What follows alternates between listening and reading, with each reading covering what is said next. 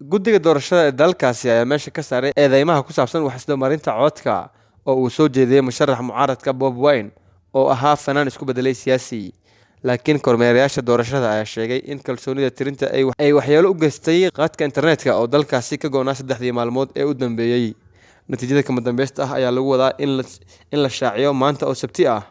sidoo kale siyaasiyiinta mucaaradka waxay dowladda ku eedeeyeen in ay dhibaateynayso.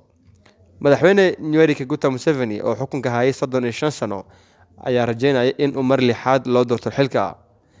Robert Kyagulanyi oo ku caanbaxay magaca Bob Wine ayaa sheegay in uu matalayo dhalinyarada, halka Yoweri Kaguta Museveni oo 76 sano jir ah uu ku ololeynayo inuu dalka Uganda u horseedo horumarin.